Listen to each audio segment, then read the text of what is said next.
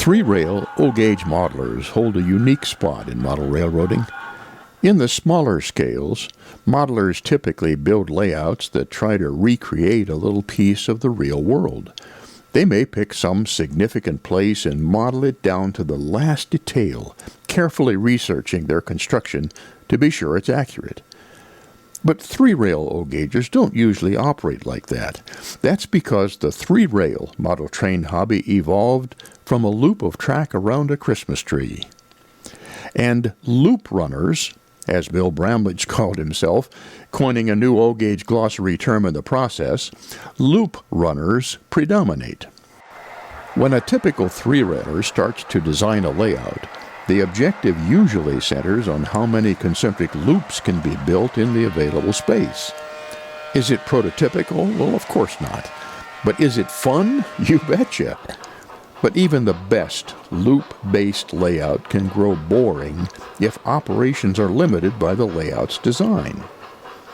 Even on a simple layout, there are things you can do to design in more operating enjoyment. But before we get to the details, I need to tell you about 4 new operating terms. Now, these terms come from real railroading, but they are good terms for us to use too. This is a ladder. A ladder is just a group of switches that make up a set of yard tracks. When a switcher couples to a cut of cars to switch them out, it needs some room to pull the cars out of the track they are on so they can be switched. The proper term for that space is called headroom, and it simply means the track where the switcher works while switching out the cars. The switching lead is the track that the switcher will use for that headroom. And finally, if something is blocking trains from running on a track, it is said to be fouling that track. Take a look at this track diagram. It's a typical example of a small layout with a 3-track yard. Several switches form a ladder, and the ladder leads directly to the main line. When the switcher is working this yard, it has to use the main line for headroom.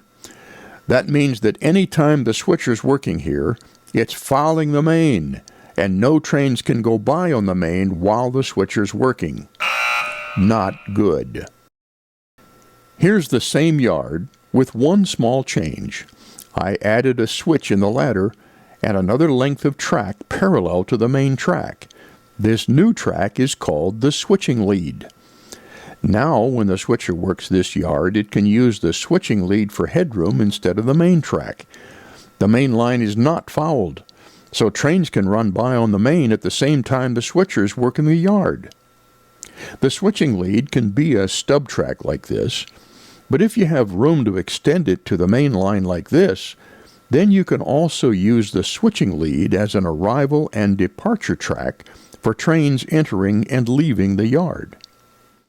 Choose a length for your switching lead that approximates the length of the trains you'll be switching. But don't worry if you only have room for a short switching lead. Even a short lead is better than none, and a short lead can actually make switching operations a little more interesting because the switcher engineer will have to plan his moves a bit more carefully since he won't have a lot of room to work. If you operate your layout in conventional mode, just make sure you set up the yard as a separate block. You can do this by insulating the center rail in the crossover between the main track and the ladder. If you extend the switching lead and connect it to the main with another switch, as I did here, you'll also need to insulate the center rail in the diverging route of that switch. If you're the kind of operator that enjoys slow-speed operation and switching, this arrangement will let you fiddle around in the yard all night while others run trains on the main line. In fact, you could even call it the fiddle yard.